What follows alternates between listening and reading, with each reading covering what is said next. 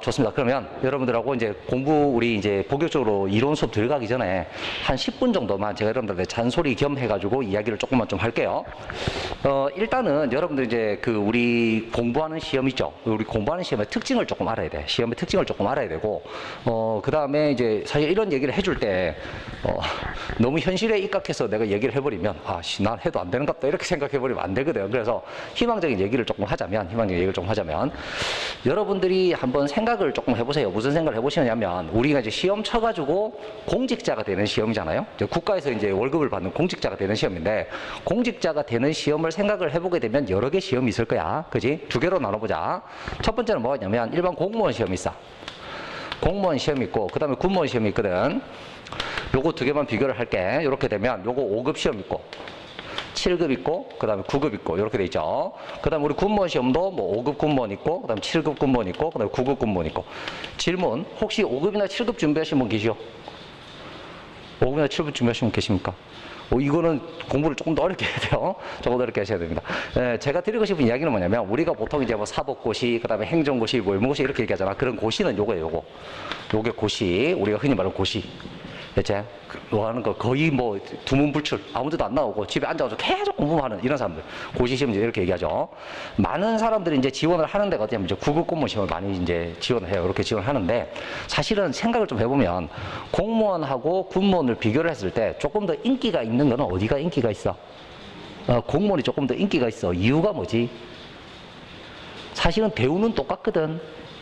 월급 받고 하는 거 대우는 똑같단 말이야. 대우는 똑같은데, 이게 공무원 쪽에 조금 더 인기가 있는 이유는 뭐냐면, 이거는 근무하는 데가 도시야, 도시. 그지? 우리가 이제 부산에 만약에 시험 친다고 생각하면 부산시 안에서 하는 거잖아? 이거는 시험 치면 어디로 가야 돼? 요즘 그런 광고 나오지? 양양 갈 거야? 뭐 이런 거 나오잖아. 빨리 갈 거야? 뭐 이런 광고 나오는데, 진짜로 강원도 양양에서 근무해야 되는 경우도 생길 수 있어. 육군 지원하고 이렇게 되면. 해군 지원했는데 어디 뭐 섬에 가는 거 아니야? 뭐 이렇게 고민되고 뭐 이렇게 돼. 사실은 이제 근무하는 환경을 생각을 해보게 되면, 군무원이 군부대에서 근무를 해야 되기 때문에, 군부대는 사실은 이게 부대에 넓어야 되잖아요? 넓어야 되는데 이게 도시에 있을 수가 없어. 도시에 있으면 그 엄청난 땅값을 어떻게 감당을 할 거야? 그러니까 다 외곽에 있거든. 그러니까 근무를 할 때 시골에서 근무해야 된다고 생각을 하기 때문에 이쪽이 훨씬 더 인기가 있는 건 맞아요. 됐죠? 그러면 여기서 생각. 첫 번째 우리한테 딱 오는 마이너스는 뭐냐면, 근무 환경이 안 좋구나. 이렇게 생각할 수 있어. 근무 환경이 안 좋은 게 뭔데요? 나가도 없어. 뭐가 없냐면 스타벅스가 없어. 생각을 해보면, 깜짝이야. 자, 스타벅스를 생각을 해보게 되면, 우리 학원에서 나가면 저기 바로 있잖아요. 학원 나가면 바로 있죠. 5분도 안 되는 거리에 있어요. 그 다음에 또 길 하나 건너면 또 있어요. 그죠? 이렇게 흔하게 볼 수 있는 스타벅스가 반경 30km 내에 없을 수가 있어. 그런 경우가 있거든요. 그러니까 별로 안 좋다 이렇게 되면. 그럼 이게 우리한테는 없어 충격으로 다가올 수 있는데, 이게 좋은 점이 어떤 거냐면, 그럼 생각해봐. 공부를 잘하고 점수가 높게 나오는 친구들 같은 경우에는 어느 시험을 칠까? 공무원 시험 칠까? 군무원 시험 칠까? 이거 시험 치겠지. 되겠어? 그러니까 사실은 공부를 해내는 수준이나 시험 문제 나오는 수준을 봤을 때는 군무원 쪽이 공무원보다는 훨씬 더 낫습니다. 문제가 쉽게 나와요. 문제가 쉽게 나오니까 내가 노력을 조금만 하면 뭐 할 수 있다? 좋은 점수를 짤 수 있다. 이렇게 생각하시면 됩니다. 되셨죠? 대부분 아마 이런 생각은 다들 하고 오실 거예요. 이쪽이 조금 더 쉽다고 하니까 이렇게 될 거야. 과목 수도 사실은 억수로 많다고 볼 수는 없지. 그지? 공무원 같은 경우는 요건 이제 풀로 뭐 해야 되는 거예요. 풀로 5과목 공부를 해야 되는 거잖아요. 근데 우리는 국사하고 영어 같은 경우에는 자격만 따놓게 되면, 그러면 뭐 할 수 있다? 계속해서 써먹을 수 있다. 이렇게 되는 거니까. 사실은 3과목 공부하는 거 이렇게 보면 되겠지. 됐지? 이렇게 돼 있으니까 요거 여러분 생각 잘 하시고, 그 다음에 군무원은 생각을 하셔야 되는 게, 예전에는 필기 합격하고 나면 그 다음에 면접에서는 필기 점수가 아무 소용이 없어. 필기 점수 아무 소용없고, 면접에서는 그냥 제로베이스 다시 이렇게 되는 건데, 지금은 필기 점수가 면접에 한 50% 정도 반영이 된다 이렇게 얘기를 하니까 여러분들이 면접도 조금 신경 쓰셔야 됩니다. 아셨죠? 군무원 시험은 일단은 뭐다? 쉽다 이렇게 생각하시면 됩니다. 쉽다. 그 다음 세 번째, 이제 하나 더 얘기하면, 이것도 조금 희망적인 거. 우리가 지금 준비하고 있는 급수는 뭐예요? 9급이잖아요. 그러면 그냥 상식으로 생각. 5급, 7급, 9급 중에서 뭐가 제일 어려워야 돼? 5급이 제일 어려워야 돼. 그지? 그 다음이 7급이고 그 다음이 뭐야? 9급 이렇게 되는 거잖아. 여기까지 됐나? 됐지? 자, 그러면 경영학 시험을 공무원 시험에서 치는 과목이 있냐라고 물어보게 되면, 공무원 시험에서는 어느 정도까지 여러분들 보시면 되냐면, 7급하고 5급에 보면 감사직이라는 직렬이 있어. 그래서 보통 7급 감사직을 보면 7급 감사직을 보면 여기에 뭐가 있냐면 경영학이 있거든. 여기 경영학이 있다. 그럼 생각. 요거 두 개를 비교했을 때는 어디가 더 어려워야 돼? 요게 더 어려워야 되겠지? 되셨죠? 요거 두 개를 비교하면 어디가 더 어려워야 돼? 얘가 더 어려워야 되겠지? 됐지? 그러니까 우리 수준에서는 아무리 많이 어려워도 뭐를 넘어서기 어려울 수는 없네. 요거를 넘어서기 어려울 수는 없네. 이렇게 생각하시면 되는 거죠. 기준을 잡으면 그렇게 잡으시면 됩니다. 되셨죠? 그러니까 만약에 7급 감사직에 출제될 만한 문제가 우리 시험에 출제가 됐다. 이렇게 되면 우리는 뭐 하면 돼? 우리 극대노하면 되는 거지. 이딴 문제를 내고 지랄이야. 이렇게 되는 거야. 근데 중요한 건 뭐냐면 그런 문제가 나오게 되면 이거 시험 치는 사람들 있잖아요. 9급 시험 치는 사람들 있잖아요. 다 틀려요. 전부 다 같이 틀려. 전부 다 같이 틀리는 건 아무 문제 없어. 뭐 하면 안 돼? 남들 맞추는 거 내가 틀리면 안 돼. 남들 틀릴 때 뭐 해야 돼? 내가 하나 더 맞추면 된다. 이렇게 생각하면 되거든. 됐지? 그렇게 여러분 생각하십시오. 자. 이렇게 생각을 하시면 문제 난이도가 그렇게 높지 않다 이렇게 될 겁니다.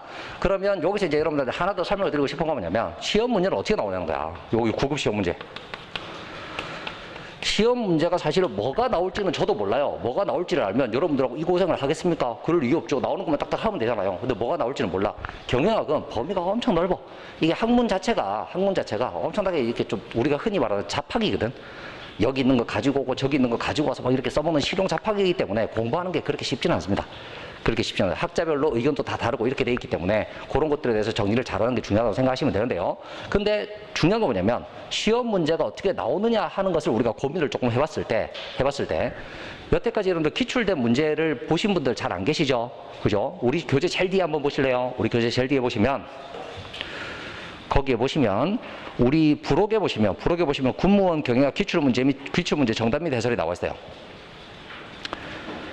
보이나? 몇 페이지 보면 되냐면 788페이지, 789페이지 보면 돼. 788페이지, 789페이지 보면 돼. 요까지 됐지? 이거 한번 보세요. 거기 보시면 제가 이제 문제 찍어드리는 거 한번 보세요. 여기 보시면 8번, 12번, 13번 보세요. 8번, 12번, 13번, 그 다음에 16번 보세요. 8번, 12번, 13번, 16번. 네 문제죠?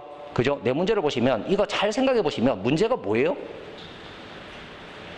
그 뭔 말하는지 모르겠지? 내가 하고 싶은 얘기가 뭐냐면 문제 유형이 뭐냐면 이거 단답형이에요. 단답형 생각할 필요가 전혀 없는 거잖아요. 단답형이제. 그 단답형 같은 경우에는 요거는 카테고리 문제라고 보시면 됩니다. 카테고리 문제. 저는 이렇게 분류를 할게요. 카테고리 문제가 뭐냐면 요게 A에 보면 1, 2, 3이 있고 B에 보면 뭐가 있어? 3, 4, B에 보면 4, 5, 6이 있거든. 요렇게 돼 있는 거야. 요렇게 돼 있는데 다음 중 A에 들어가지 않는 것은 무엇이냐? 요렇게 찾는 거예요.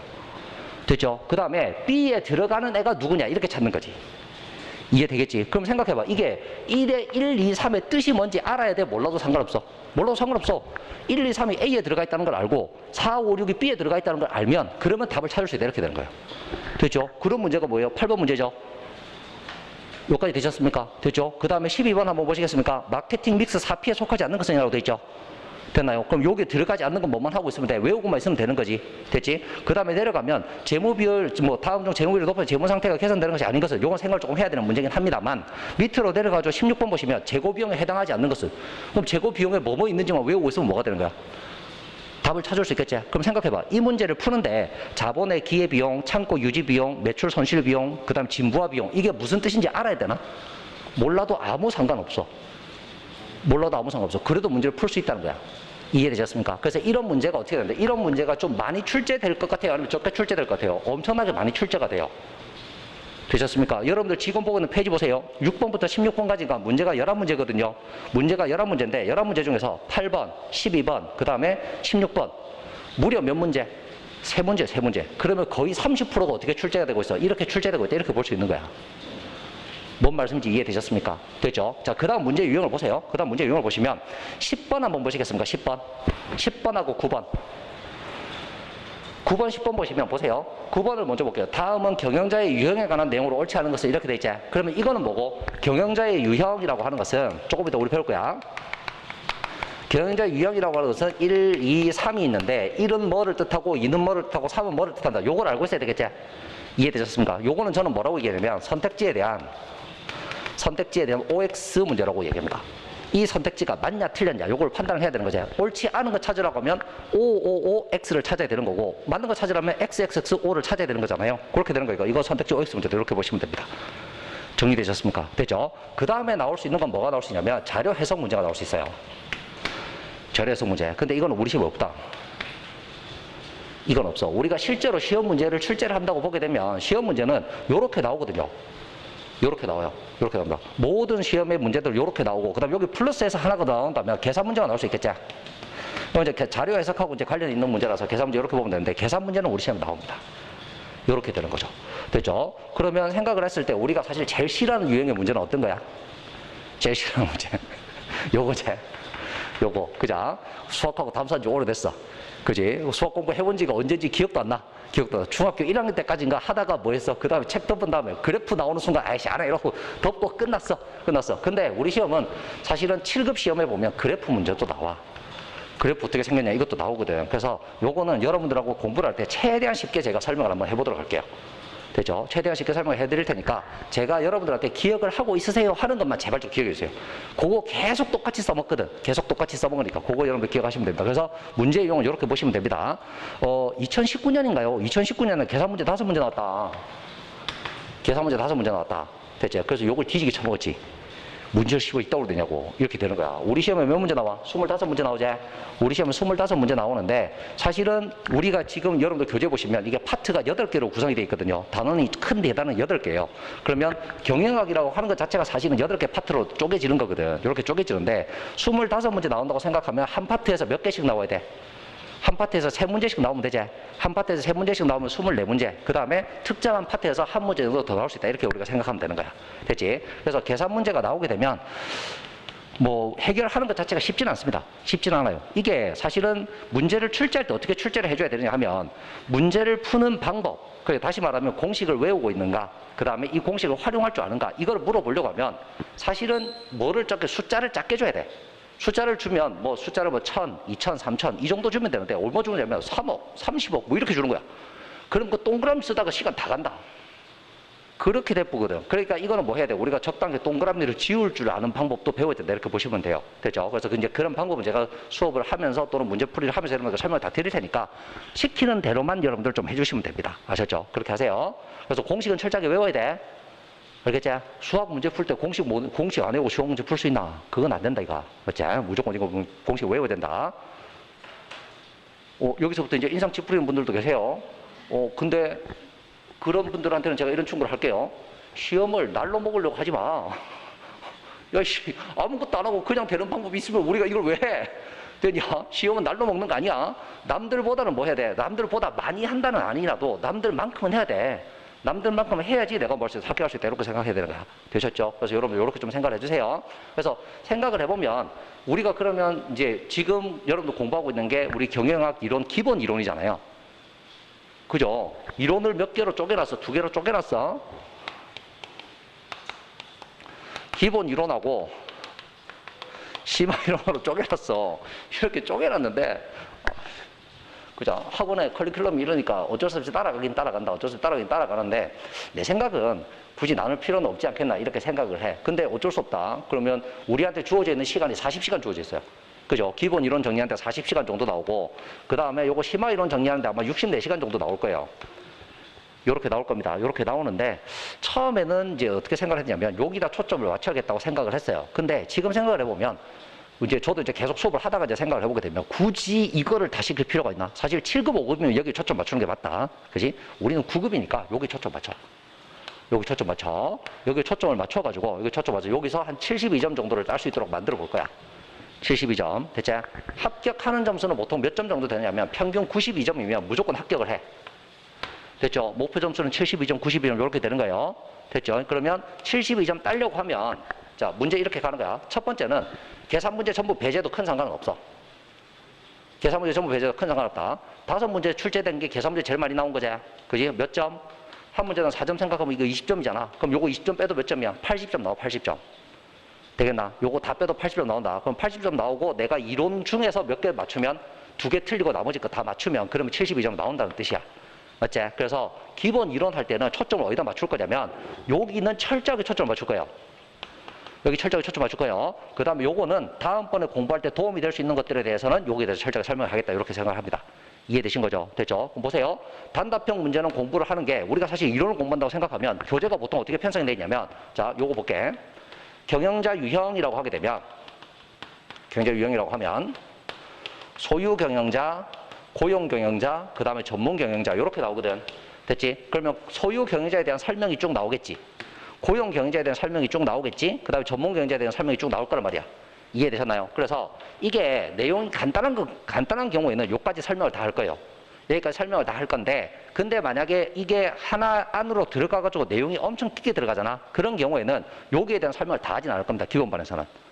되셨죠? 그러면 이런 문제들이 가지고 있는 가장 핵심은 뭐냐면, 뭘 할 줄 알아야 되냐면, 이거 분류를 할 줄 알아야 되거든. 그래서 보면, 이것도 예시. 마케팅 믹스라고 생각을 하게 되면 보통 우리가 4P라고 얘기를 하잖아요. 이렇게 얘기합니다. 이렇게 얘기를 하는데, 첫 번째는 가격, 프라이스, P가 들어가자. 그 다음에 제품, 프로덕트, P가 들어가자. 그 다음에 유통. 유통은 플레이스, 장소. 유통이라고 하는 것은 물건을 옮겨주는 거잖아. 그러니까 물건이 있는 장소가 계속 바뀌는 거야. 그래서 유통, 플레이스라고 얘기를 해. 됐지? 그 다음에 사람들한테 홍보하는 거. 우리 물건 사라고. 광고, 홍보. 이렇게. 판촉, 프로모션. 프로모션이라는 말이 훨씬 더 잘 와닿지? 그지? 그러니까 가격, 제품, 플레이스, 프로모션. 요로서 4P가 되는 거거든. 됐지? 그러면 이런 문제의 특징이 뭐냐면 가격에 대해서 세부적인 내용이 엄청 많아. 그 다음에 제품에 대해서도 엄청 많고, 유통에 대해서도 엄청 많고, 판촉에 대해서도 엄청 많아. 이거를 다 설명할 수는 없다가 되는 거야. 됐죠? 그러면 우리가 이런 데서는 공부해야 되는 게 뭐냐면 요런 데에 대한 기본적인 전략과 더불어서 요거 4개가 어디에 들어간다? 마케팅 믹스 4P 전략에 들어간다는 것을 기억하는 것이 굉장히 중요하겠죠. 되셨습니까? 그럼 보세요. 요거 4개만 기억을 하고 있더라도 여러분들 789페이지에 있는 12번 문제는 맞췄죠? 됐죠? 어디가 틀렸어요? 포장 틀렸죠? 포장. 됐죠? 포장 없잖아. 요렇게 돼 있지? 됐지? 자, 그 다음 하나를 내가 더 보여주고 싶은 게 있는데,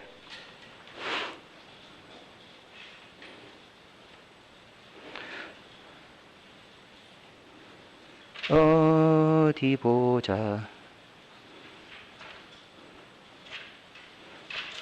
문제를 찾아놨었는데 잠깐만 기다려주세요. 그만 찾을게요.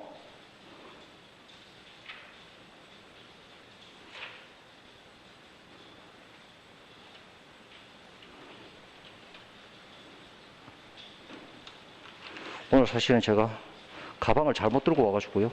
노트북도 안 들고 오고 엉망진창이야. 잠깐만.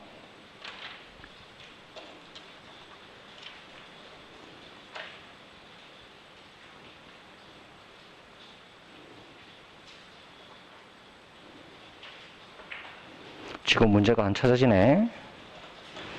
나중에 문제 찾아지면 여러분들한테 보여드릴 텐데, 요 문제 있잖아요. 가격, 제품, 유통, 판촉. 요거 있지? 요게 시험에 똑같은 문제 2번 나왔어. 그러니까 다음 중 마케팅 믹스 4P 안 들어가는 게 뭐냐라는 문제가 한 번만 나온 게 아니라 2번 나왔단 말이야.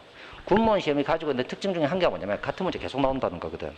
그렇게 되거든. 그러니까 이런 것들은 여러분들 뭐 하시면 된다? 외워만 두시면 된다. 이렇게 보시면 됩니다. 되셨죠? 자, 그러면 공부를 할 때 일단은 어떻게 공부를 해야 될지 아시겠죠?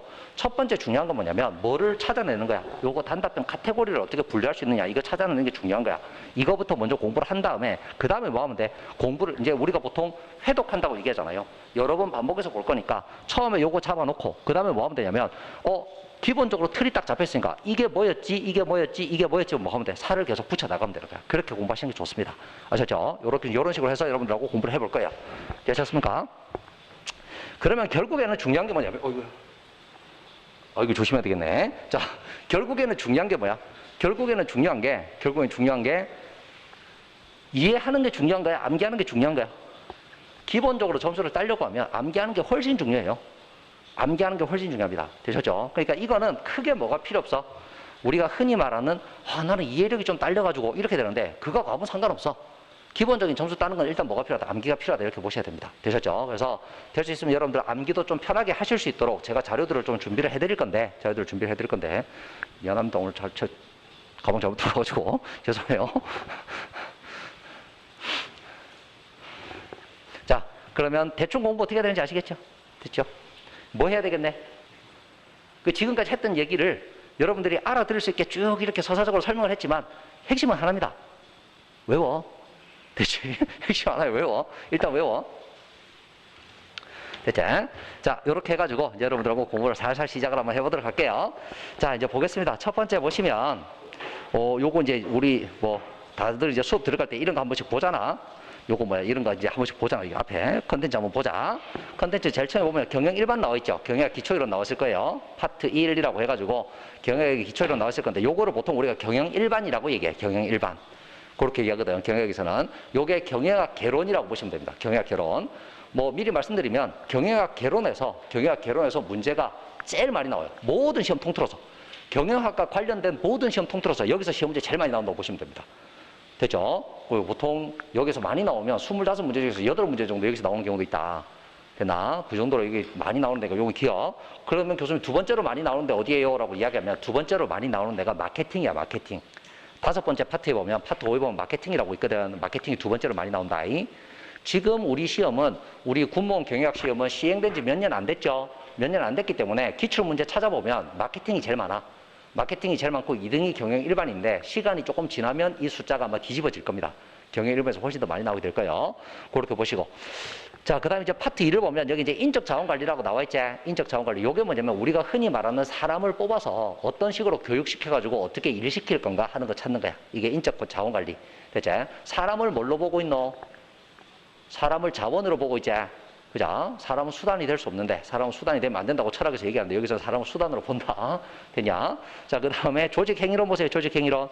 파트 3에 조직행위론 나와있죠. 이 조직행위론하고 인적자원관리는 순서가 바뀌어도 아무 상관없어.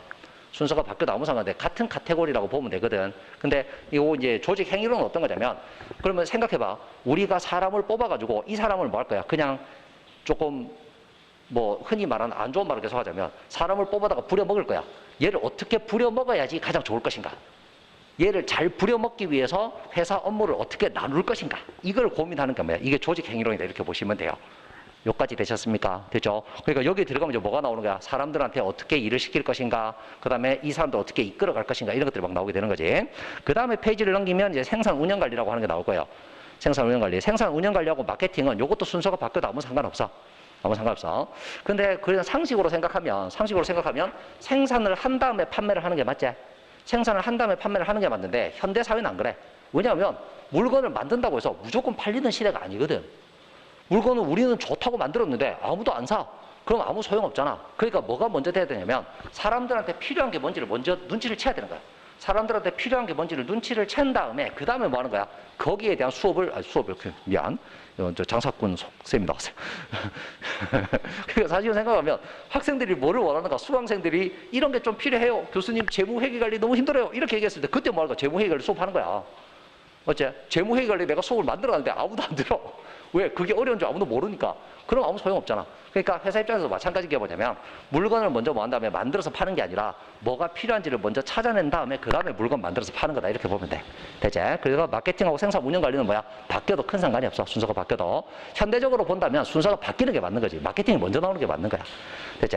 그럼 이제 생산 운영 관리는 뭔지 생각해 보자면 요런 거. 우리가 이제 요것도 이제 다 잘 기억을 하셔야 돼요. 생각을 해보면 물건을 만드는데 그냥 물건을 만들 수는 없잖아. 재료를 가지고 와가지고 물건 만들어가지고 팔게 되는 거잖아. 그럼 우리한테 재료를 주는 사람을 뭐라고 이게? 우리 회사 입장에서 우리한테 원재료를 주는 사람을 공급자라고 했는데 공급자. 됐지? 그 개념이 이렇게 생각. 그럼 공급자는 우리한테 뭐 하는 사람? 물건 주는 사람이라고 생각하면 되고 우리 물건을 사주는 사람을 뭐라고 이게? 소비자라고 이게 소비자, 고객 이렇게 얘기하는 거야. 그래서 생산 운영 관리는 주로 어디에 초점이 맞춰져 있냐면 우리 회사하고 공급자하고의 관계. 우리 회사하고 공급자의 관계가 관련돼 있는 게 뭐야? 이게 생산 운영 관리라고 보면 돼. 됐지? 그럼 이렇게 생산을 해놓게 되면 그럼 누가 갖다 팔아야 되노? 마케팅 부서에서 갖다 팔아야 되겠지? 그러면 이제 우리하고 고객, 우리하고 소비자하고 관계가 위주가 되는 게 뭐야? 그게 마케팅 관리다. 이렇게 봐야 되겠지. 정리되셨습니까? 됐죠? 개념 조금씩 보이시죠? 별거 없어. 사실은 내가 이거 재료를 가지고 오는데 재료를 어떻게 가지고 오는 게 좋겠냐? 싸게 많이. 끝났지? 물건을 어떻게 팔면 되겠냐? 비싸게 많이.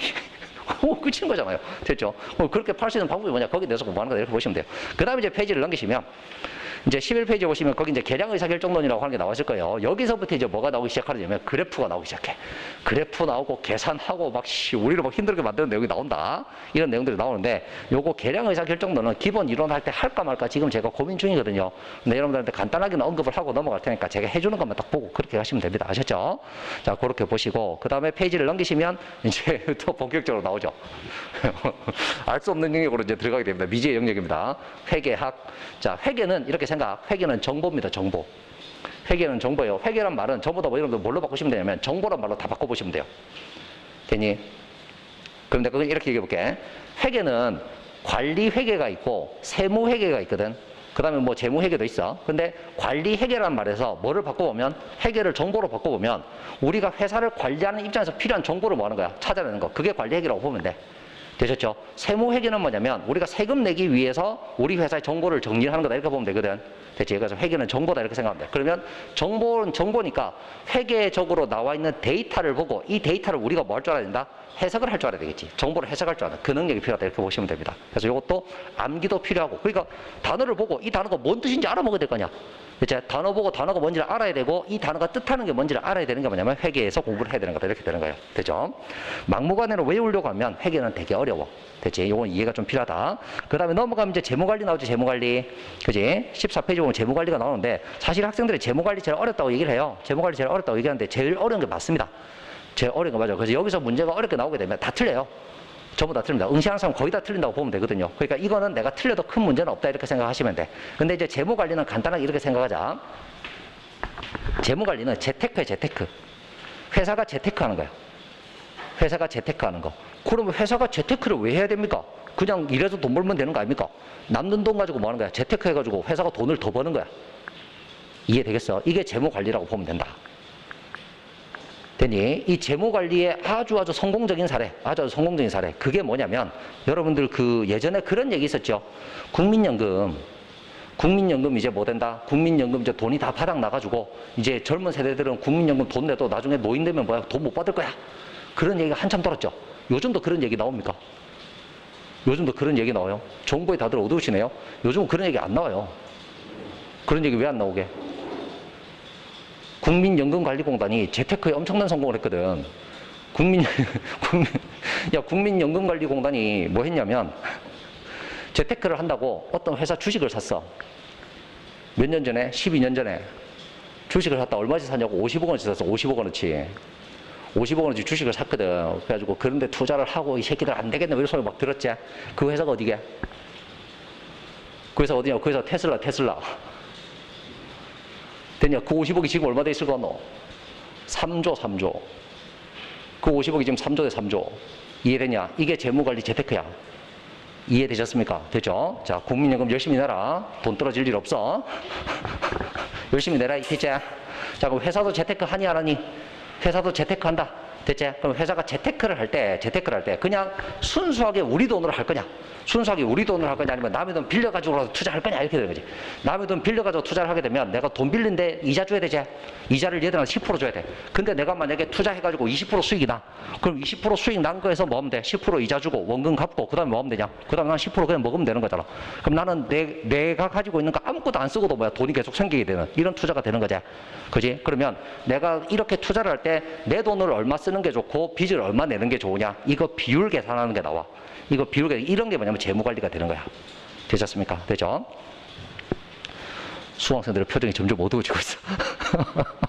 자, 하면 된다. 일단 하면 된다고 생각해. 알았지? 자, 이런 것들이 뭐가 된다? 아까 얘기했던 경영학의 8가지 분야가 된다. 이렇게 보시면 됩니다. 지금 했던 이야기는 조금 이따가 여러분하고 수업을 할 때 다시 한 번 더 쭉 다 나올 거예요. 됐죠? 그때 한 번 더 정리를 해보도록 할게요. 자, 그래서 첫 번째 들어가는데 이제 경영 일반으로 들어갑니다. 여러분들하고 이제 첫 수업이 되겠죠.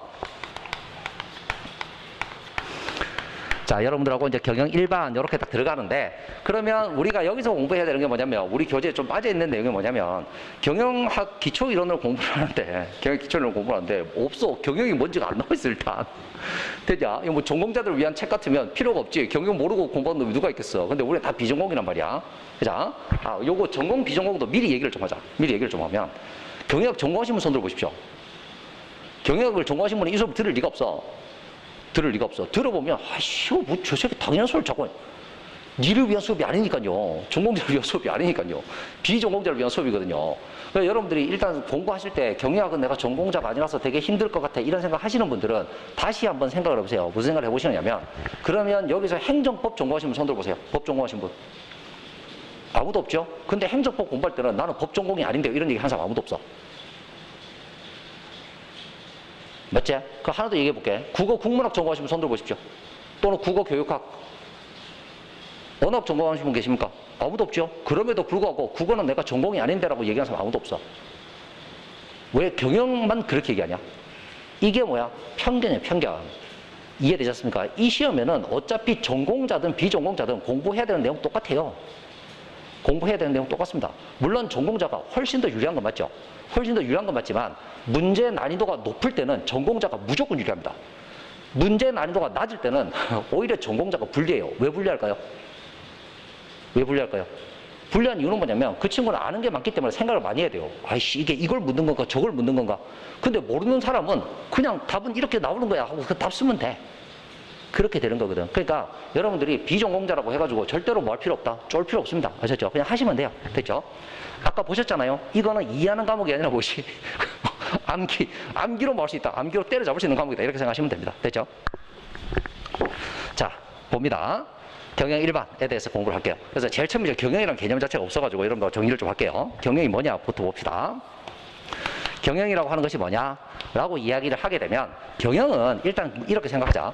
우리가 뭐 사장님이 뭐 하는 거 이렇게 생각을 하는데 제 생각은 그래요. 요 경영은 목표가 있어야 돼. 목표가 있어야 되고 이 목표를 달성하기 위한 방법, 과정, 수단 이런 것들이 뭐가 되는 거야? 이게 전부 다 경영이라고 생각하시면 됩니다. 됐죠? 아주 단순한 거 한번 해볼게요. 지금 여기에 앉아가지고 공부하시는 분들 목표가 뭐죠? 여기 앉아서 공부하시는 분들 목표가 뭐예요? 군무원 시험 쳐가지고 합격하시는 거잖아요. 그죠? 그럼 나의 목표는 뭐네? 나의 목표는 합격인 합격. 요렇게 되겠지? 이렇게 돼. 근데 중요한 건 뭐냐면 합격을 하기 위해서 뭐 해야 돼? 공부를 해야 되거든. 공부 안 하고 합격하는 방법은 없다. 그런 방법 아시는 분 계십니까? 제가 2천만 원 드릴 테니까 저한테 좀 알려주십시오. 2천만 원 투자해가지고 그 방법을 안 다음에 나 이거 가지고 한 50억 벌 자신 있다. 그런 방법이 없어. 그런 방법이 없어. 그지? 공부를 해야 돼. 되겠니? 그러면 공부를 하는 과정, 공부를 하는 수단이 뭐가 되는 거야? 이거를 어떤 식으로 내가 조합을 해가지고 목표 달성을 할 수 있느냐 하는 게 뭐야? 그게 경영이라고 생각하시면 돼요. 정리되셨습니까? 됐죠? 경영은 이런 겁니다. 어렵지 않죠? 됐죠? 자, 요 이야기는 나중에 뒤에 가서 또 한 번 더 할 거예요. MBO 할 때 한 번 더 할 건데, 근데 이렇게 여러분 생각하시면 됩니다. 아, 경영이라고 하는 것은 이런 것을 말하는 거구나. 이렇게 되는 거야. 그렇다면, 봐봐. 이제 여기서 시험 문제 나오는 내용은 이런 게 나와요. 시험 문제는 뭐가 나오냐면,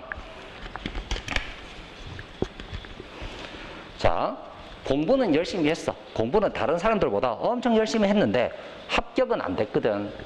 가장 안타까운 경우라고 생각을 하면 되겠지. 그지? 자, 봅니다. 요렇게 생각을 해볼게. 처음에 시작할 때는 평균 점수가, 처음에 시작할 때 평균 점수가 한 뭐 45점, 44점, 48점 이렇게 됐어. 그지? 거의 꽈랑 면하는 수준이었어. 근데 1년 동안 공부를 열심히 해가지고 평균 점수가 88점까지 올라간 거야. 평균 점수가 88점까지 올라갔어. 1년 안에 그만큼 올라간다라고 하는 거 굉장히 노력 많이 한 거거든. 그 정도까지 올라갔는데 안타깝게 합격을 못했다 이렇게 되는 거야. 됐지? 그럼 이거는 목표 달성한 거야, 못한 거야?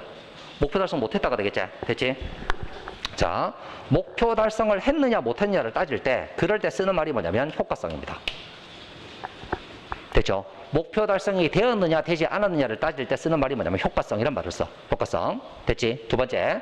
그러면 공부를 하는 데는 공부하는 뭐가 있겠네? 방법이 있겠지? 그지? 그 공부하는 방법이 좋은 사람, 공부하는 방법이 좋은 사람, 공부하는 방법이 안 좋은 사람 이렇게 우리가 나눌 수가 있겠지. 그러면 공부하는 방법이 좋은 사람은 어떤 사람이 좋은 사람인지 한번 생각해봐. 10시간 공부해가지고 12점 올라가는 사람이 있고 10시간 공부해서 4점 올라가는 사람이 있어. 됐지? 10시간 공부해가지고 12점 올라가는 사람이 있고 10시간 공부해가지고 4점 올라가는 사람이 있다. 적어놓게. 여러분들 자꾸 볼 수 없고 생각하는 것 같아. 10시간 학습을 해가지고 공부를 10시간 해서 A라는 사람하고 B라는 사람이 있어. 요 사람은 몇 점이 올라갔냐면 12점이 올라갔고 요 사람은 4점이 올라갔다. 됐지? 그러면 누가 공부를 더 잘한 거야? A가 조금 더 나은 방법으로 공부했다 이렇게 말할 수 있겠지? 그지? 요거를 따지는 걸 뭐라고 얘기하냐면 효율성이라고 얘기하는 거야. 효율성. 요까지 됐죠? 됐죠? 자, 그러면 생각해 보세요. 경영에서 중요한 건 효과성이 중요한가요? 효율성이 중요한가요? 물론 정답은 둘 다 중요합니다. 이렇게 말하면 되긴 되는 거지. 그지? 근데 굳이 둘 중에 하나를 찾으라고 하면 어느 게 중요한 거야? 효과성이 중요하지. 무슨 말이냐 하면 남들은 10시간 공부해서 4점 올라갈 때 나는 10시간 공부해서 12점이 올라갔습니다. 근데 합격 못하면 아무 소용없는 거야. 남들은 10시간 공부해서 12점 올라가는데 나는 10시간 공부했는데 4점밖에 안 올라가요. 그래서 저는 남들보다 20시간씩 공부 더 했어요. 30시간 공부해서 얼마 12점씩 올라간 거지. 근데 그렇게 해서 합격했어. 되냐? 결과적으로 봤을 때 누가 잘 된 거냐? 합격한 사람이 잘 된 거지. 이해되겠니? 됐지? 철저하게 뭐를 따지는 거? 철저하게 요걸 따지는 게 경제학이야. 됐니? 이걸 따지는 게 뭐야? 경영학이야. 경영학하고 경제학 차이 좀 아시겠습니까? 되셨죠? 됐죠? 자, 생각을 잘 하셔야 돼요. 우리가 추구해야 되는 게 뭐냐 하는 거 생각하셔야 됩니다. 그래서 제가 여러분들한테 드리고 싶은 말 중에 한 개는 또 뭐가 있냐면, 오늘 이제 첫 시간이니까 잔소리 조금 더 하자면, 시험을 치고 나면 결과가 나오겠죠. 시험 치고 결과가 나오는데 그 결과 나왔을 때 후회하는 사람들 어떤 사람이 있냐면, 떨어진 사람들 당연히 후회하겠지. 그지? 그 떨어진 사람들이 하는 후회는 뭘까? 똑같아요. 공부 조금만 더 열심히 할 걸. 시간이 조금만 더 있었으면, 내가 공부할 수 있는 시간이 조금만 더 있었으면 그런 후회를 하게 되거든. 합격한 사람들은 후회 안 할 거 아니? 합격한 친구들도 후회합니다. 그 친구들이 하는 후회가 뭐냐고? 우리 이제 부산이잖아요. 본토잖아요. 그렇죠. 저 부산 토박입니다. 백지 많이 했네. 들어보셨죠? 시험 괜히 많이 했네. 이렇게 되는 거야. 아, 이 시험 문제 이렇게 나올 줄 알았으면 공부를 시험 그렇게 할 필요가 없었는데 시험 매일 하루에 2시간씩 짜면서 미치겠대. 내가 똘았네. 이렇게 되는 거지. 시간 투자한 거에 대한 뭐가 생겨? 후회가 생겨. 친구들이 영화 한 편 보러 갈래? 안 된다. 내가 공부해야 된다. 맥주 한잔 할래? 안 된다. 내가 공부해야 된다. 친구들한테 괜히 미안하고 막 멀어지는 것 같고 그런 느낌 막 들 수 있죠. 그죠? 거기에 대한 후회를 해요. 그럼 결국에는 뭐냐면 합격을 해도 후회를 할 거고 합격을 안 해도 못 해도 후회를 할 거야. 됐냐? 어떤 후회를 할 건데? 그게 여러분들 선택인 거예요. 여러분들이요, 맥주를 마시러 가도 후회를 하고요, 맥주 마시러 안 가도 후회를 해요. 결국에 후회를 하게 되거든요. 그 선택에 대해서. 그냥 후회를 하게 됩니다. 근데 내가 나중에 어떤 후회를 할 것인가에 대한 선택은 여러분들이 할 수 있는 거야. 그걸 잘 고민해. 되겠지? 우리는 뭐 하는 사람? 그래도 이거를 공부하는 사람이지 않습니까? 어떤 것이 나한테, 그럼 제일 좋은 건 뭐냐면 효율적으로 효과성을 높이면 되지. 효율적으로 효과성을 높이면 되겠지. 이게 경영의 목표라고 생각하시면 돼요. 이게 경영의 목표라고 생각하시면 되겠죠. 됐죠? 그러니까 여러분들도 사실은 공부를 하면 어떻게 되는 거야? 여러분들도 공부를 하게 되면 열심히 공부해가지고 이제 효율적으로 공부해가지고 점수 많이 올라가서 합격 딱 하면 그거만 좋은 게 없지. 합격하고 난 다음에 공부 별로 안 했던데요? 뭐 이렇게 건방 좀 떨어보고 뭐 그렇게 되는 거긴 한데, 근데 요건 우리가 생각을 해봐야 되는 문제다. 이렇게 보시면 되겠죠. 실제로 시험 문제 이런 게 나온 게 있어. 어떤 게 나오게 되냐면 A라는 기업이 생산하는 과정을 엄청나게 수정을 많이 한 거야. 생산하는 과정을 엄청나게 수정을 많이 해가지고 작년에 비해서 생산성을 엄청나게 높인 거지. 그러니까 효율성을 엄청나게 높인 거야. 뭐 보통은 이제 뭐 한 5억 정도 투자를 해가지고 10억 원어치를 만들어내는데 5억 정도 투자해가지고 15억 원어치를 만들어낸 거야. 근데 이게 시장에서 안 팔려. 작년에는 5억 투자해가지고 10억 원어치 만들었는데 시장에서 얼마가 팔려? 8억 원어치가 팔렸거든. 근데 올해는 6억 원어치밖에 안 팔린 거야. 그럼 이런 상황은 우리가 뭐라고 얘기해야 되나? 효율성은 증가가 됐다고 보는 게 맞지? 왜냐면 똑같이 5억 투자해가지고 10억 만들었을 때하고 5억 투자해가지고 15억 만들었을 때 생각하면 5억 투자해가지고 15억 만든 게 잘 만든 거잖아. 맞지? 근데 시장에서는 뭐야? 외면당했다가 되겠지. 그 시장에서는 사람들이 덜 샀다가 되는 거잖아. 작년에는 8억 원어치를 팔아먹었는데 올해는 얼마? 6억밖에 못 팔았다. 이렇게 되겠지. 그렇게 되게 되면 효율성은 높아졌지만 효과성은 어떻게 됐네? 떨어졌네. 이렇게 보는 게 맞는 거지. 정리되셨습니까? 됐죠? 그런 시험 문제가 나온다. 이렇게 보시면 됩니다. 됐죠? 자, 그 다음 여기서 말하는 이 효율성이다라는 말은 경영학에서는 효율성이라는 말 자체를 안 써요. 이런 말을 거의 안 씁니다. 요거를 뭐라고 얘기하냐면 생산성이라고 얘기해요. 요렇게 얘기한대. 생산성 요렇게 얘기한다. 요까지 됐지? 자, 그러면 개념 봐봐. 그러면 여기 있는 생산성은 어떻게 계산하느냐? 생산성을 계산하는 방법 간단히 보여줄게. 생산성을 계산하는 방법은 투입한 거 분에 튀어나온 거야. 산출. 투입하고 산출이란 말 들어봤지? 그지? 투입한 것 분에 산출이다. 이렇게 보면 된다. 그래서 우리가 앞에서 얘기했을 때 봐봐. A하고 B를 봤을 때 누가 생산성이 더 높노? 누가 효율성이 더 높아? 여기 있는 A가 더 높다 그랬지? 기억나나? 맞지? 이 사람이 더 높은 거 맞지? 그러면 이게 계산이 어떻게 되느냐라고 하게 되면 A를 볼게요. A를 보면 A는 투입한 게 몇 시간? 10시간 투입했지? 튀어나온 게 몇 점 튀어나왔노? 12점 올라갔지? 12점. 요렇게 되겠지. 그지? 그러면 10분의 10이니까 요렇게 생각. 뭐 분수 계산하고 소소하지 말고 이거 1보다 커 작어? 1보다 크니 작니? 10분의 10이는 1보다 크다 작다? 이거 안 되는 사람은 나중에 찾아와. 내가 다 상세히 알려줄게. 알았지? 자, 1보다 그거 맞지? 요렇게 되는 거야. 자, B를 보면 요게 10분의 4가 되는 거잖아요. 그죠? 그럼 1보다 커요, 작아요? 1보다 작죠? 요렇게 되는 거야. 그러니까 우리가 분수를 생각을 해보게 되면 분수가 A분의 B 요렇게 나오는데 요게 1보다 크다. 다시. 이게 이꼴 1이다라고 하게 되면 요 1이란 말이 뜻이 뭐야? 분자하고 분모 크기가 똑같다는 뜻이잖아. 이해되겠지? 그지? 근데 이게 만약에 분자가 크다라고 하면 요 값이 1보다 커지겠지. 근데 우리가 분수식을 어떻게 만드냐면 투자한 것분에 튀어나온 거 요렇게 돼 있지. 그러면 투입한 것보다 산출이 많으니까 이건 생산성이 높다고 보는 게 맞지. 맞지? 이거는 투입한 것보다 산출이 작으니까 생산성이 낮다고 보는 게 맞는 거야. 이해되셨습니까? 됐죠? 그래서 이제 요걸 조금 유식하게 쓸게요. 자, 생산성은 다 똑같이 계산합니다. 생산성은 어떻게 계산을 하느냐면 뭐 한 것분에 인풋. 영어로 굳이 안 쓸게. 그냥 요거 약자로 써놓을게. 인풋. 됐지? 그 다음에 튀어나온 거 뭐라고 얘기해야 되노? 아웃풋이라고 얘기해야 되지? 됐지? 그래서 인풋분의 아웃풋으로 뭐를 계산한다? 생산성을 계산한다. 이렇게 보시면 돼요.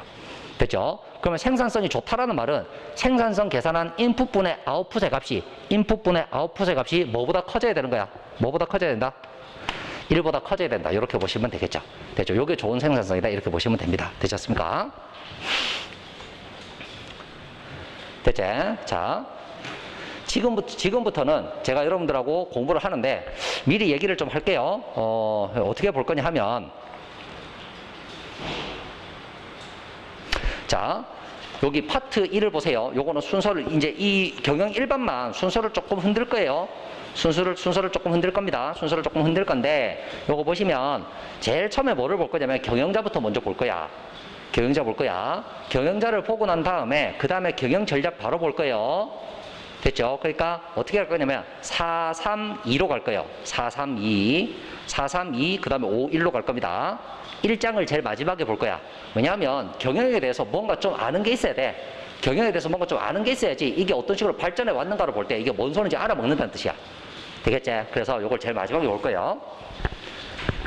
자, 이렇게 보시고 그 다음, 자, 그러면 일단 경영은 무슨 뜻인지 아시겠죠? 경영은 뭐야? 목표를 달성하는 게 목표인데, 목표를 달성을 할 건데 어떻게 달성할 거? 효율적으로 목표를 달성할 거야. 이 과정이나 방법, 수단이 전부 다 뭐가 된다? 경영이다. 이렇게 보시면 되겠죠? 되셨죠? 그러면 경영이라고 하는 것은 잘 생각해보면 모든 사람들한테 다 나올 수 있다. 지금 여러분들 생각해보게 되면 여러분들 스스로를 뭐 해야 돼요? 여러분들 스스로를 관리를 해가지고 공부의 과정을 선택을 하고 공부의 방법, 수단을 선택을 해가지고 뭐 하는 거야? 효율적으로 공부해서 합격을 해야 되는 거잖아요. 이해되셨죠? 여러분들 스스로를 뭐 해야 됩니까? 경영해야 되는 거죠. 그런 말을 우리가 보통 뭐라고 이게? 자기경영, 이렇게 얘기하는 거야.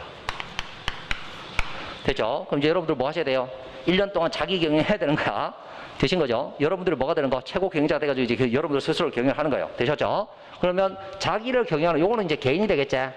개인이라고 생각을 하시면 되고, 우리가 일반적으로 경영이라고 이야기하면 뭐를 운영하는 걸 말하는 거지? 회사를 운영하는 거다. 이렇게 보시면 되겠죠? 됐죠? 보통 우리가 회사를 운영하는 것을 뭐라고 얘기해? 요거를 회사 경영, 이렇게 얘기를 한다. 됐니? 그 다음 생각. 회사 말고 정부를 운영하는 것을 보통 우리가 뭐라고 얘기하냐면 행정이라고 얘기한다. 이렇게 보시면 돼요. 되셨습니까? 됐죠? 그래서 행정학은 뭐 하는 거? 행정학은 정부를 운영하는 거다. 이렇게 보시면 돼요. 그래서 행정학을 공부하다 보면 경영학이랑 겹치는 게 엄청 많아. 그러니까 이거는 뭐냐면, 야, 기업들을 보니까 사람한테 돈 주고 일 시켜가지고 수익을 저만큼 얻어내는데 국가도 공무원들 뽑아가지고 일을 시킬 것 같으면 기업이 하는 것처럼 저렇게 일 시키면 안 되냐? 이렇게 생각을 해가지고 행정학에서 뭐를 끌어들인다? 경영을 끌어들이게 되는 거야. 이렇게 되는 거지. 그래서 공부를 하다 보면 경영학에서 나오는 이론들 있죠? 그런 이론들이 어디에도 나와? 행정학에도 막 나온다. 이렇게 보시면 됩니다. 되셨습니까? 됐죠? 그래서 이렇게 여러분 생각하시면 되는데, 우리가 초점 맞춰서 공부하는 데는 어디를 공부하는 거야? 요거 공부하는 거, 요거. 이렇게 되는 거지. 됐지? 그러면 생각해보자. 회사를 경영하는 뭐가 있다? 회사를 운영하는 경영인이 있을 거고, 그 다음에 뭐가 나와요? 경영인이 회사를 뭐 하겠네? 운영하겠네. 이렇게 되겠지. 그러니까 경영인의 종류, 회사의 종류가 뭐가 되는 거야? 시험 문제 나오는 포인트가 된다. 이렇게 보시면 되는 거죠. 되셨죠? 그러면 이제 여러분들하고 정리를 할 겁니다. 경영인은 뭐 하는 사람? 우리가 지금 말하는 경영인은 뭐 하는 사람? 회사를 운영하는 사람인데 이렇게 보시면 됩니다. 회사를 운영하는 사람. 그럼 요 경영인이 어떤 사람들이 있느냐라고 하는 것을 지금부터 정리를 좀 할게요. 잘 따라오셔야 됩니다. 아, 시간 되게 애매해. 5분 있다 쉬어야 되거든. 5분 있다 쉬어야 돼. 근데 이게 5분 만에 끝날 설명은 아니고, 5분 있다 5분 만에 끝날 설명은 아니고, 그래서 쓸데없는 소리 하나만 딱 하고, 여기 보면 적혀 있지? 경영학 1교시 쉬는 시간에 OT 예정, OT 예정. 여러분 OT. 학원 처음 오신 분들도 있기 때문에 학원 뭐 운영하실, 이제 이용하실 때 뭐 필요한 내용들 이런 것들 한번 전달해 줄 겁니다. 그 이제 설명 좀 들으셔야 돼서. 그러면 이렇게 합시다. OT를 한 5분 정도 하면 끝날 거거든요. 5분 정도 하면 끝날 거니까 제가 수업을 10시 정도까지 할게요. 10시 정도까지 수업하고 그 다음에 여러분 OT 하시고 그 다음에 제가 다음 수업하고 이렇게 하도록 하겠습니다. 자, 그럼 이거 봅시다. 경영인 봅시다. 자, 경영인을 보시는데 이 경영인은 회사를 경영하는 사람이죠. 회사를 경영하는 사람. 그래서 경영인이 어떤 식으로 변화되어 왔는가? 일단 변화 과정부터 좀 봅니다. 이 변화 과정은 첫 번째는 소유 경영인이라고 하는 사람이 있어요. 소유 경영인이라고 하는 사람이 있고 그 다음에 두 번째는 뭐가 있냐면 고용 경영인이라는 사람이 있습니다. 고용 경영인 이렇게 보시고요. 그 다음에 전문 경영인 이렇게 됩니다. 자, 이렇게 변해가게 되는데 이렇게 변해가게 되는 이유는 뭐냐면 이렇게 변해가게 되는 이유는 뭐냐면 여기서 말하는 소유 경영인은 뭐냐면 이 기업이 뭐지? 내 거야. 기업이 내 거야. 내 거를 누가 운영하는 거? 내가 운영하는 거야. 내 걸 내가 운영하는 거야. 이렇게 생각하면 돼. 됐지? 가장 기본적으로 여러분 생각하시면 학원의 원장 생각하시면 됩니다. 자기가 뭐 하는 거죠? 자기가 학원을 차린 다음에 그 학원을 자기가 뭐 하는 거야? 직접 운영을 하는 거야. 직접 경영하는 거야. 요게 뭐냐면 소유 경영인 체제다. 이렇게 보시면 됩니다. 요까지 되셨죠? 됐죠? 그런데 이 학원이 점점 잘 돼. 학원의 규모가 점점 커지는데 이제 이거는 이렇게 생각. 지금처럼 인터넷 강의가 막 활성화되어 있는 시대가 아닌 거야. 그러니까 뭐 우리 부산에서 생각을 하게 되면 학원을 어디다 차렸는데 서면에 차렸는데 멀리서 오는 사람들이 되게 불편해하는 거지. 불편한 거야. 그러니까 저기 죄송한데 여기 화명동 같은 데도 학원 하나 이거 더 차리면 안 됩니까? 뭐 이렇게 되는 거야. 그래서 원장이 생각, 화명동에다 학원을 하나 더 차리게 되면 거기에 새로운 이제 신도시 지구 같은 게 생겨가지고 인구가 되게 많으니까 거기도 학생들 많이 오겠네 이 생각이 든 거지. 그럼 학원을 뭐 하겠다? 하나 더 차리겠다 해서 화명동에 학원을 하나 더 내. 그치? 그럼 이제 원장님이 뭐 해야 돼? 왔다 갔다 하면서 오전에는 부산 여기 이제 서면 와 있다가 오후에는 화명동가 있고 왔다 갔다 하면서 운영을 하게 되는 거지. 그러고 있다가 저기 해운대 쪽에다가 또 하나 더 만들어. 됐지? 이러면 솔직히 말하면 이제 시간 안 나와. 혼자 운영이 안 되거든. 혼자 감당이 안 되는 거야. 그러니까 뭐 하느냐면 자, 학원마다 뭐를 만들어? 학원마다 부원장을 만들어. 학원마다 부원장을 만들어. 자, 그럼 생각. 학원마다 부원장을 만들게 되면 이 부원장은 자기가 알아서 결정하는 거야? 아니면 원장이 결정해 놓은 것을 대신 실행만 하는 거야? 결정권은 없어. 예, 결정권이 없는 게 아니라 결정권이 되게 협소하다고 보면 돼. 결정권이 되게 협소하다고 생각을 하면 되고 뭐에 따라서 정해져 있는 지침에 따라서 뭐 하는 거? 실행을 하는 것을 뭐 하는 사람? 하는 사람. 그 사람이 여기 있는 고용 경영이다. 이렇게 보면 된다. 됐지? 그러니까 뭐가 되는 게 이제 해운대에 생기고 여기 서면에 있고 화명동에 있고 뭐 사상에도 생기고 뭐 이렇게 되게 되면 이것들을 다 혼자 관리가 힘드니까 뭐를 만드는 거야? 학원마다 부원장을 두는 거야. 이렇게 되는 거지. 됐지? 이렇게 되면 이런 사람들을 뭐라고 얘기한다? 고용 경영이라고 얘기한다. 이렇게 되는 거야. 요까지 되셨습니까? 됐죠? 자, 그 다음 갑니다. 그 다음에 나오는 게 이제 전문 경영인인데 전문 경영인은 우리가 보통 뭐라고 하냐면 CEO라고 부르죠. 이렇게 불러요. CEO라고 부르는데 이 CEO는 결정권이 협소한 게 아니라 결정에 대한 거의 정권을 가지고 있어요. 됐죠? 거의 정권을 가지고 있다. 이 사람이 뭐 하는 거죠? 혼자서 알아서 다 하는 거야. 혼자서 알아서 운영을 막 다 한 다음에 수익이 딱 나오면 그거 뭐 하는 거지? 수익만 딱 던져주는 거지. 이만큼 벌었습니다. 딱 보여주는 거예요. 됐죠? 그럼 내가 돈을 이만큼 벌었으니까 나한테 뭐 주세요? 수당 주세요. 이렇게 해서 돈을 받아가는 사람이 CEO다. 이렇게 보시면 됩니다. 여기까지 되셨습니까? 됐죠? 그러면 소유 경영인, 고용 경영인, 전문 경영인인데 여기는 고용 경영인은 전문 경영인이 등장하기 전에 있는 뭐라고 보면 돼? 일종의 중간 형태다. 이렇게 보면 되는 거지. 정리되셨습니까? 여기까지 되셨죠? 그럼 일단 구분은 되시는 거지? 구분되시는 거지. 그럼 생각. 여기 있는 전문 경영인은 그 회사에서 뭐라고 불려? CEO, 보통 사장님이라고 불리거든. 그럼 이 사장님은 그 회사를 소유하고 있는 사람이야? 소유주가 아닌 거야? 소유주가 아닌 거야. 소유주가 아닌 거야. 됐지? 그러면 이런 전문 경영인이 등장하게 된 이유가 뭔가요? 이렇게 물어보게 되면 자, 여기 있는 요 시대 있지? 소유 경영인과 고용 경영인의 시대는 뭐냐면 이거는 생산 이꼴 기업의 임무였던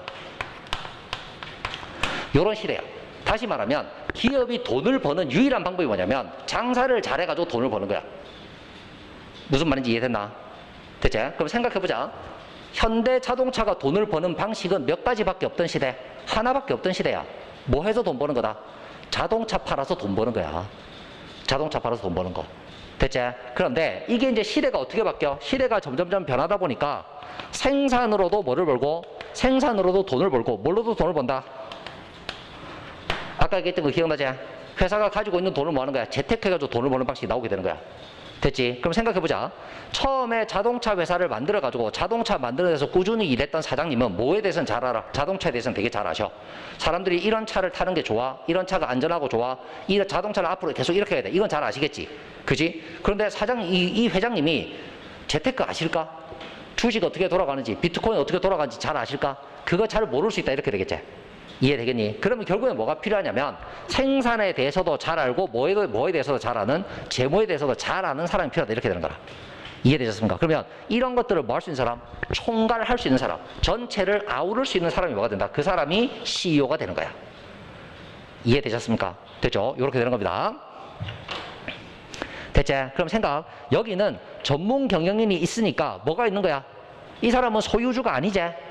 이 사람 뭐가 없어? 이 사람 소유권이 없는 거잖아. 소유권 없어. 여기도 당연히 뭐는 없지? 소유권은 없지? 소유권은 누구만 가지고, 이 사람 가지고 있다. 이렇게 되겠지. 그러면 전문 경영인이 있고 별도로 뭐가 있다? 별도의 소유주가 있다. 이렇게 되겠지. 이해되셨습니까? 그러면 소유주가 뭐 했네? 전문 경영인을 고용했네? 이렇게 보시면 되는 겁니다.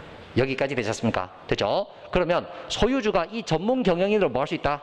전문 경영인을 결정할 수 있죠? 뭐를 결정할 수 있겠노? 야, 쟤 안 되겠다. 바꿔라. 딴 사람을 바꿔라. 쟤 계속 잘하니까 쟤 계속 시키자. 이건 누가 결정하는 거야? 소유주가 결정한다. 이렇게 되는 겁니다. 여기까지 되셨습니까? 됐죠? 자, 이제부터 잘 보세요. 그러면 이제 여러분들 생각을 하실 때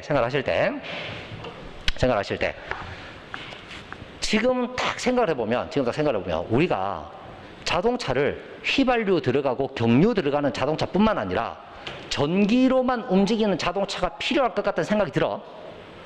그런 생각이 들었을 때, 야, 지금부터 우리가 먼저 뭐 하자? 전기차 만들자. 라고 결정을 쉽고 빠르게 할 수 있는 사람은 소유 경영자냐? 아니면 전문 경영자냐? 누구냐? 이런 결정을 쉽고 빠르게 할 수 있는 사람 누구지?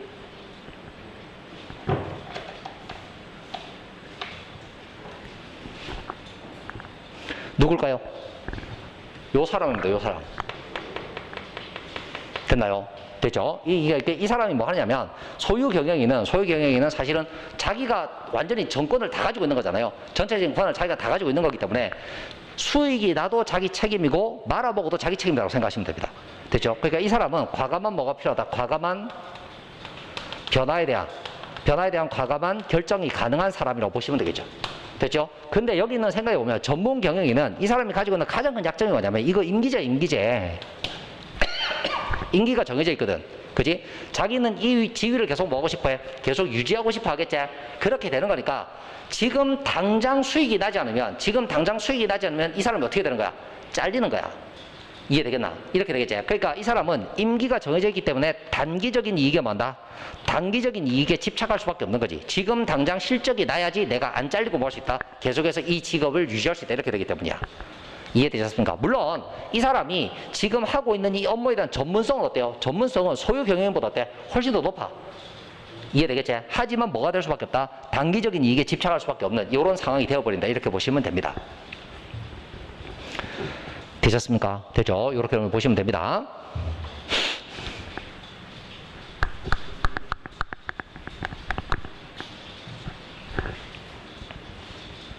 요까지 되셨죠? 됐죠? 자, 그 다음에 788페이지 한번 보실래요? 788페이지 보세요. 788페이지에 9번 보세요. 풀어보세요. 3초 만에 답 안 나오면 죽여버릴 거야.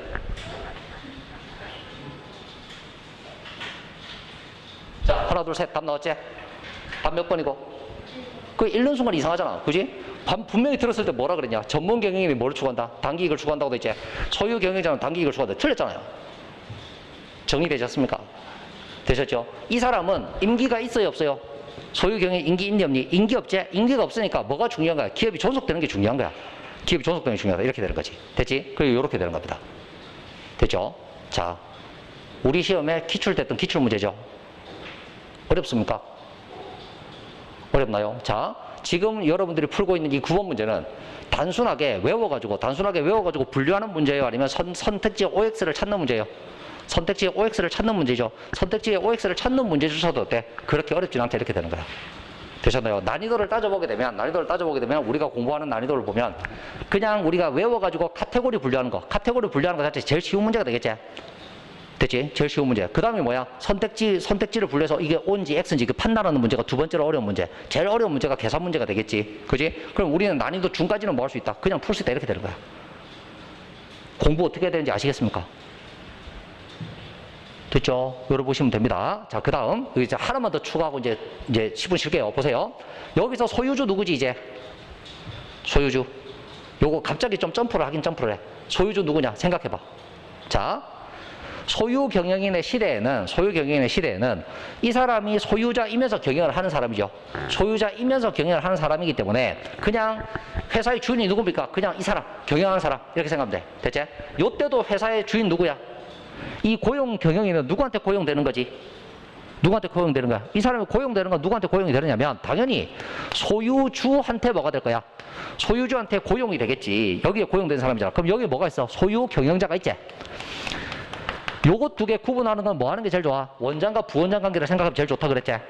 이해된 거야? 그럼 부원장이 있다 하더라도 뭐가 있어? 원장이 있으니까 소유자가 있는 거야. 요까지 됐나? 됐지? 자, 그 다음 전문 경영인의 시대로 넘어오게 되면 이제는 뭐가 되냐면 우리가 흔히 말하는 주식이라고 하는 것이 뭐가 되는 거예요? 이게 일반화되는 거예요. 주식이 일반화가 되기 때문에 실제로 이 회사를 가지고 있는 주인은 누구라고 말을 하는 게 맞지? 주식을 소유하고 있는 사람, 주식의 소유자가 되겠죠. 됐죠? 그럼 주식의 소유자 두 글자로 줄여가지고 뭐라고 얘기해요? 주주라고 얘기하지. 됐지? 그러면 주주가 누구를 고용하는 거? 주주가 전문 경영인을 고용해가지고 경영을 시킨 다음에 이익이 생기면 그 이익금을 주주끼리 뭐 하는 거야? 나눠 가지는 거다. 이렇게 생각하시면 됩니다. 정리되셨습니까? 됐죠? 이게 전문 경영인의 시대다. 이렇게 보시면 돼요. 되셨나요? 자, 그럼 생각. 주주가 뭐 하는 거죠? 주주가 CEO를 뭐 하는 거네? CEO를 고용을 하는 거다, 맞지? CEO를 고용을 하고, CEO가 뭐 하는 거야? CEO가 경영을 한 다음에 여기서 뭐가 생겨? 수익이 생겨. 그지? 수익이 생기면 요 수익이 누구한테로? 주주한테로 돌아가는 형태다. 이렇게 보시면 되겠죠? 됐죠? 그럼 여기서 이제 전문적인 용어 하나. 여기서 생긴 수익을 주주한테 주는 거 있지? 여기서 생긴 이걸 주주한테 주는 거, 이거 뭐 준다고 그래? 배당금을 주는 거지. 이해됐나? 그러면 주식을 가지고 있으면 뭐를 받을 수 있는 거네? 배당금 받을 수 있는 거네? 이렇게 보시면 되겠죠. 여기까지 되셨죠? 그 다음에 주주는 CEO를 이 사람을 할 건지 저 사람을 할 건지 결정할 수 있는 권리가 있어야 되지? 그지? 그걸 결정할 수 있는 권리가 있는데 그걸 우리가 보통 뭐라고 얘기하냐면 의결권을 가지고 있다. 이렇게 보시면 됩니다. 되셨나요? CEO를 누구로 할 건지를 결정할 수 있는 의결권을 누가 가지고 있네? 주주가 가지고 있네. 이렇게 보시면 됩니다. 조금 있다가 여기 있는 이제 경영인을 지금은 우리가 뭘로 한 거예요? 회사를 소유하고 있느냐? 그냥 고용당해가지고 시키는 것만 관리하느냐? 아니면 자기가 직접 관리하고 책임을 다지느냐? 요걸로 나눴지? 이제는 뭘로 나눌 거냐면 최고 경영층, 중간 경영층, 하위 경영층 이렇게 나눠볼 거거든. 10분 있다가. 되지? 이제 그거 정리하고 나면 여러분들 조금 더 이제 내용이 설명해질 겁니다. 이렇게 생각하시면 됩니다. 자, 그러면 지금 했던 거 기억. 생산성은 뭐분에 뭐였지? 생산성은 뭐분에 뭐였냐? 배운 지 오래돼서 까먹었냐? 생산성은 인풋분의 아웃풋이다. 됐지? 투입분의 산출 이렇게 보면 돼. 자, 그 다음에 효율성은 뭐였노? 효율성은 생산성이 높을수록 효율적이라고 보면 되겠지. 됐지? 자, 그 다음 여기는 효과성은 뭐야? 목표를 얼마큼 달성했느냐가 효과성이다. 이렇게 보면 되겠죠. 됐죠? 그 다음에 이런 것들을 뭐 하는 사람, 결정하는 사람이 뭐다? 경영인이 될 건데 회사를 경영하는 경영인은 우리가 소유 경영인, 고용 경영인 뭘로 나눈다? 전문 경영인 나눈다. 됐죠? 임기가 정해지는 사람 누구예요? 임기 정해지는 사람. 고용 경영인 시험에 거의 안 나와. 뭐만 보면 돼? 전문하고 소유. 요거 두 개만 비교를 하면 된다. 됐지? 그러면 전문 경영인은 뭐 임기가 정해져 있으니까 단기기에 집착을 하게 돼 있고 뭔가 위험하더라도 우리가 한번 해보자 이렇게 해가지고 확 뛰어들 때 그럴 때 빠르게 판단하는 사람 누구? 소유 경영이다. 이렇게 되는 거지. 내 거니까 내 마음대로 할 수 있다. 이렇게 되는 거야. 되셨습니까? 요래 보시면 됩니다. 이렇게 봐놓으시고 그 다음에 10분 정도 쉬었다가 여러분들하고 이제 경영에 대해서 분류를 조금 더 한 다음에 그 다음에 요거 이제 회사의 종류에 대해서 이렇게 정리를 한번 해보도록 할게요. 자, 10분 있다 봅시다.